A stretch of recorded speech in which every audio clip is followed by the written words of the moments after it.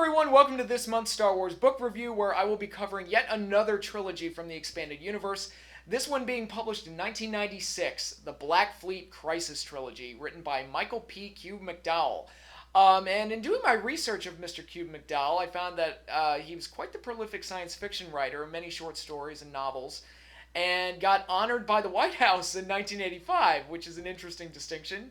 But as far as Star Wars goes, as far as I could tell, this was his only major contribution to Star Wars. This trio of books. And it was a set that I didn't get to read when I was younger. For some reason, this one kind of escaped my notice. I read a lot of the short story anthologies like Tales of the Bounty Hunters. Obviously, I read the Thrawn trilogy and Truce at Bakura. Those were some of the more common ones. And the Young Jedi Knight series, which was very popular among kids my age when they were being released. But this is one that kind of escaped my notice, so I've finally gotten around to reading it, although technically I didn't read it. I actually listened to the audiobook provided to me by Audible.com, who is not a sponsor, but I highly recommend getting them anyway, because I love this app, and the audiobooks I've gotten on this thing are great, ranging from Star Wars to one of my favorite probably my favorite audiobook of all time, one of my top 10 favorite books, period, The Disaster Artist. If you have not listened to that audiobook, I highly recommend it. Read the book, listen to the audiobook, just experience The Disaster Artist. The movie is good, but the books and however you experience the book is a much better experience than the movie. Just my opinion. Total sidebar, but just had to throw that out there. But anyway, so through the audiobook, I have finally experienced the Black Fleet Crisis Trilogy. These audiobooks were once again narrated by Anthony Heald, the actor from Silence of the Lambs and Boston Public, who was also the narrator of the audiobook for Truce at Bakura. For those of you who remember that review I did, but it wasn't that long ago. I make it sound like it was eons ago. But anyway, so the Black Fleet Crisis Trilogy, how do I put this delicately? I didn't like it. I really didn't like it. And this is one that, I won't say it was strongly recommended to me, but I'd heard it thrown around so often that I just assumed it was at least a solid book, or solid trio of books, and I thought it would be a worthwhile experience. Unfortunately, listening to this trilogy, it's it's not as stunningly bad as something like the Crystal Star or the Jedi Prince series, and it's not a gigantic mess like the Jedi Academy trilogy is, and it's not like it tries to do too much, although there is one plot line that's completely pointless. I experienced it, and by the time I was done, I felt like nothing had happened. I just felt like it was just a series of events that took place, and nothing of substance was really added or changed to the Star Wars universe. And a lot of the best books are the ones that are either strongly character-driven, or the ones that are big epics that have like these huge altering events, whether it be the New Jedi Order series or the Thrawn trilogy or something akin to that. Here, it's the characters kind of acting out of character, and then a bunch of series of events that don't really matter and ultimately amount to nothing. Nothing is greatly changed, and like I said, I'm going to go into specifics, but the characters themselves act somewhat out of character throughout the entire thing, and it's overall just a disappointing experience and kind of boring. That was the other problem I had with it. So what is the Black Fleet Crisis about? Well, it's about the New Republic through mistakes made by Princess Leia and an ongoing conspiracy. The Yavathan species or government has gotten its hand on some Imperial cruisers and are terrorizing its own sector of the galaxy and has declared war on the Republic, and all this bad stuff ensues, and Luke is off doing his own thing, and Lando's off doing his own thing, and Han Solo gets kidnapped at one point, and Leia has to deal with that, and on we go, and by the end, everything kind of wraps up, and like I said, nothing of substance really happens. So let's start with the Lando plot thread, where he goes off with Lobot in probably that character's most significant role in any books I've read. They go along with C-3PO and R2-D2 to go find a ghost ship called the Vagabond. And they have their own experiences dealing with that ship. Now, why do I bring it up? It has absolutely nothing to do with the main conflict with the Yuvathan and the Republic dealing with the Yuvathan fleet and their Imperial cruisers and all this other stuff. Because it has so little to do with it and it stretches throughout the course of the three books.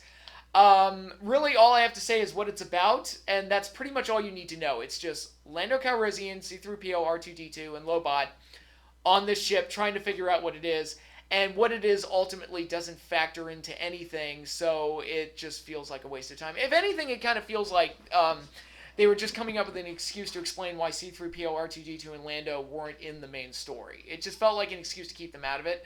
And if they were going to do something like this, because again, that actually sounds kind of cool that Lando would take the droids and go off into a haunted ship to try and figure out what it's all about. But it's so disconnected from the main conflict. It just feels like it has no purpose. And even stories like, I mean, to use Star Wars as an example, The Empire Strikes Back, which it feels like so many books and movies have tried to recreate The Empire Strikes Back by splitting up the cast and having them go off in separate directions, with varying degrees of success. If you look at some of the movies, especially, but if you're going to do that, they have to converge back together at some point, so that everything kind of connects and everything feels like it has some kind of a purpose. Like even Game of Thrones, which has like a million different plot threads coming all around, and I know that season 8 wasn't exactly everybody's cup of tea, mine included, but at least everything kind of came together sloppily and horribly. But everything that had been built up over the course of 8 seasons converged and came together to put a fine point on everything. Here, it's like the Lando stuff is so separated from everything else. Every time the book cuts to it, I just kind of get bored and lose interest almost instantly. And I was just kind of waiting for it throughout the course of 3 books. Like, all right, when is this going to tie back into the Yuvathans? And it really doesn't. It's just kind of there. And it's like, well, that's disappointing. But anyway, getting back to some of the other subplots that this book offers, we also get a bizarre story with Luke, where Luke Skywalker at the beginning of the book leaves the Jedi Academy. He's not going to be the teacher anymore. He's going to go off and be a hermit. Now, say what you will about The Last Jedi, and Lord knows I could say plenty, and everybody else, people far more knowledgeable and more talented than me, have said all that there is to say, so you don't need to hear me parrot it. But at least when Luke became a hermit in The Last Jedi, at least they explained why, and we can quibble over the reasoning behind why it happened, but at least they gave a reason why. In this book, he decides to go off and become a hermit because he feels that's the next logical step for a Jedi to do, because Obi-Wan did it and Yoda did it, so I've got to become a hermit too. Now, the problem with that is that Luke, they were hermits because they went into hiding and they were trying to not die. And also, Obi-Wan was looking after you and all these other things. So they didn't just go off and become a hermit because it was in the Jedi handbook and it's required of Jedi to ultimately become hermits so they become one with the Force. Luke was sorely, sorely misguided, and the motivation for him doing this seems really out of place, to say the least. And really a poor start to his storyline in this book, where he ultimately is confronted by Akana, who belongs to a society known as the Falanasi, who's like these wandering telekinetic force users that she got separated from, and she needs Luke's help to find them. And they're telekinetic, they're pacifists, so they're kind of like Jedi, but not really. They're, if anything, like if I had to compare them to anything, they're kind of like a mix between the Jedi and like the Witches of Dathomir, or like the Night Sisters, or something like that, where they're kind of like psychics and witches, so they're not really Jedi, but they're not evil, obviously, and they're not creepy and weird. They're just kind of more like this traveling, I don't know, gypsy cult of Jedi. And so Akana needs Luke's help to find them. And she convinces Luke by telling him that the Falanasi is where his mother came from. His mother was a Falanasi. And if Luke comes along with her, he could potentially find his mother, who, even before the prequels, we've been led up to this point to believe that she was dead. And because this book was published before the prequels, I'm going to use it to make this fine point and kind of defend Disney, at least a little bit. I know a lot of people complain that Disney rendered the expanded universe non-canon. It was a decision that I defended because expecting any movie director to keep up with the dozens upon dozens of books that are out there is just insane, and it's a Herculean task for any director to tackle. So I believe that any director that makes new movies should have been allowed to start with a clean slate, and that's what Disney allowed for them. Now, where Disney messed up, I think, is that they should have gone to the expanded universe as a reference guide and to pull certain aspects from to use in movies.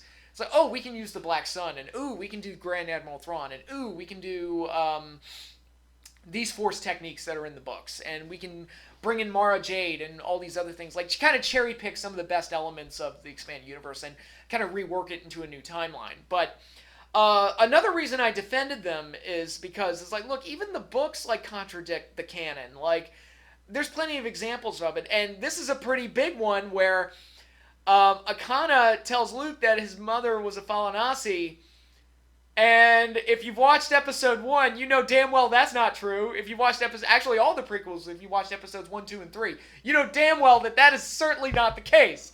That Luke's mother was not some traveling pacifist, telekinetic force user that went around the galaxy with her group of followers or whatever. That didn't happen.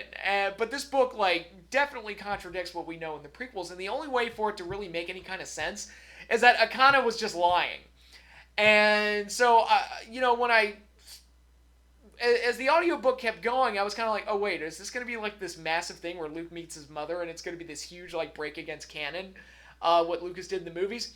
No, he never meets his mom, so the entire thing is pointless. The entire thing is completely pointless. Until the Falanasi, at least, unlike the Lando subplot, at least they do tie into the end and help out with the Black Fleet crisis where the Falanasi help generate like illusions of Republic ships to kind of like double the size of the fleet and kind of force the Black Fleet into submission and by tricking them in that way. But other than that, this whole subplot was pointless and just kind of head scratching. Now, my biggest fear was when Akana was introduced that they were going to do like a huge like romance with Luke and Akana, and I was like, oh no, not another girlfriend for Luke, because those never went well. Again, Mara Jade was the only one that worked, and the reason she worked is because they made her a good character first, and then worried about shipping her off with Luke. Anytime they ever tried to facilitate or fabricate some kind of a love interest for Luke, it almost never went well. Dark Force trilogy, the Kallista trilogy was the worst.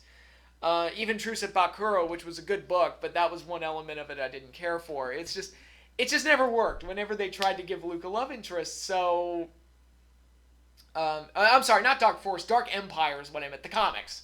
That's what I meant. But it doesn't matter because none of Luke's love interests ever really worked out all that well, except for Mara Jade, because they put the time and the energy to get that character right. And even if she had never hooked up with Luke, she still would have been a great character. So, I don't know, maybe I'm just an unromantic slob and I just don't like pointless romantic subplots in my books. But thankfully we didn't get that here, but in a weird way it also makes Luke's subplot even more pointless. But anyway, that one at least, I kind of like the Vagabond subplot too. It starts off with like a nugget of an interesting idea, but ultimately doesn't go anywhere and just feels pointless. And then you have the main story which is basically Leia in her position as president of the Republic. Which, by the way, criticism of Anthony Heald's narration, there was a couple mispronunciations that he keeps making. I don't know if it's his fault or whoever was doing the recording not like checking it. Well, actually, I guess we could blame it more on the production than the actual reader, because if they're not going to correct him, then why bother? But he kept calling Coruscant Coruscant. And I'm pretty sure it was always Coruscant. That wasn't a pronunciation that began with the prequel trilogy. I'm pretty sure that was always the pronunciation. So somebody got that wrong, and it was a little, as a stickler for detail like I am, that was a little like twitchy and hit my nerd button in the wrong way while listening to the audiobook. But other than that, his narration was very good. He did a fine job. But so she's dealing with Neil Spar, who is the viceroy, the leader of the Yavatha, and leading them in this conflict against the rebellion. And we basically get 3 books of and them just kind of nipping back and forth at each other. And Leia makes some really bad decisions where early on in book one, Admiral Akbar warns her of impending danger that needs to be investigated. And she's like, nah, we don't need to investigate that. And I read that and I was like, she's from the goddamn, like, rebellion. Like, I would think she'd be a little bit more careful if there's any, like, impending doom that could potentially happen. Like, if there's any possible thing that could go wrong, I would like to think that Leia would investigate that just from what she grew up in. Like, she would be a little skittish and a little mistrusting. But hey, that's just me. And I don't know, if one of my trusted cohorts, Admiral Akbar, told me that, hey, we have a potential problem here, I would probably listen to him. Of course, she doesn't, and it leads down a bad road, and you got this whole conflict with the Yavetha, who were who was a society that was subjugated by the Empire until the Empire ultimately abandoned them, which led to them getting a hold on these ships and everything else. And really, again, I'm struggling to like find things that were like remarkable about the book. Poor Han Solo. I mean, this is another example of a book that didn't really know what to do with him. So they just made him like, he just got captured and was like a bargaining chip for the Yavetha to use against Leia.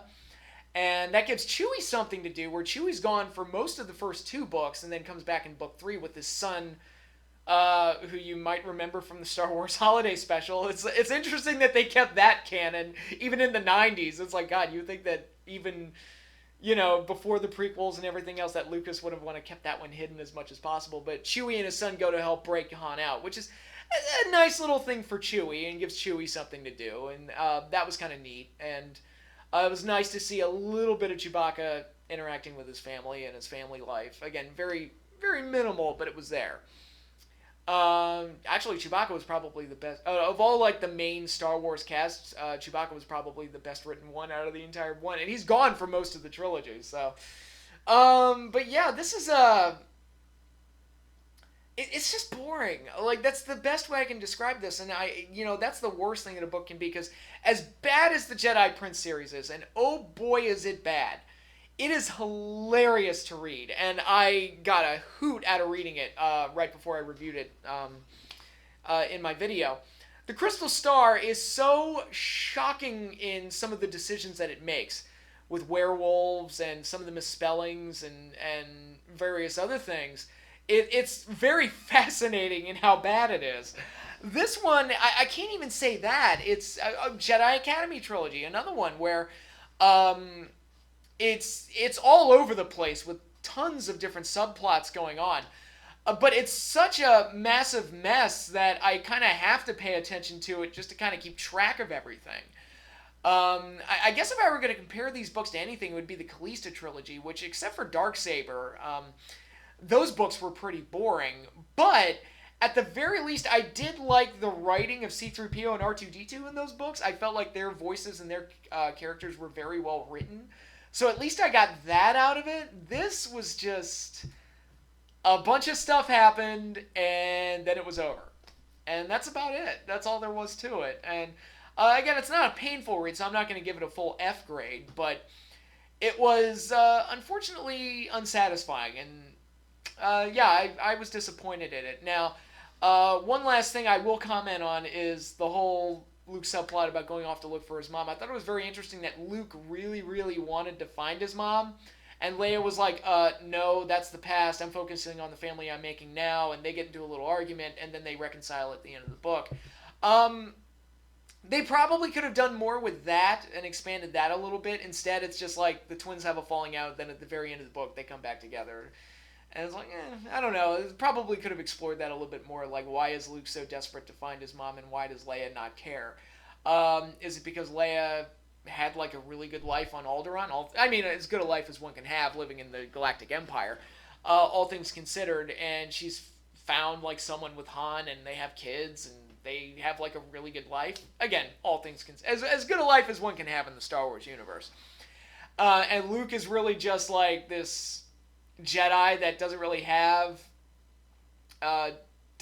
parents, lost his aunt and uncle who were the only parents he really knew, lost Obi-Wan, and now he's like this sad hermit Jedi that has nothing to do with his life. So they probably could have explored that a little bit more, and made a more interesting book out of it. But as is, it's just kind of like an interesting little footnote in the book rather than a major sticking point of the story. But yeah, those are all my thoughts on the Black Fleet Crisis trilogy. It ain't great. It ain't great. And unfortunately, I can't even recommend it as a so bad it's hilarious or fascinating. It's just dull. And that was really disappointing to me, especially during this era of the expanded universe where I can't expect everything to kind of live up to the Thrawn trilogy, but you know they were still shelling out some pretty good books at this point, and for them to come out with this one or this trilogy,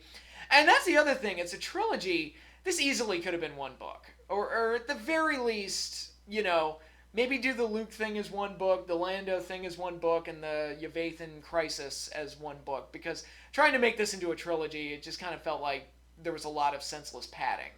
And I guess with Star Wars, they feel like everything has to be a series, everything has to be a trilogy. So you see that a lot in these books where they pad out things where there really doesn't need to be padding, and it could have easily been one book. Hand of Thrawn duology, which I think is pretty good overall, that could have easily been one book. The Carillion trilogy, there's no way that needed to be 3 books. So that's an unfortunate trend with some of the Star Wars books. And then you have something like the New Jedi Order series, which was, what was that, 19 books? And that one, it's like, for the most part, there are probably some that mattered less than others, but overall, it worked. That one was okay being almost 20 books, And I'm not even counting all the different short stories that were attached to the New Jedi Order conflict, but in any case, that concludes this review of the Black Fleet Crisis trilogy. Thank you all for listening. Thank you all for watching. Be sure to like, subscribe, hit the little bell icon there so you get notified when I post new videos. And I will be back next month with another Star Wars book review. But until then, later, everybody.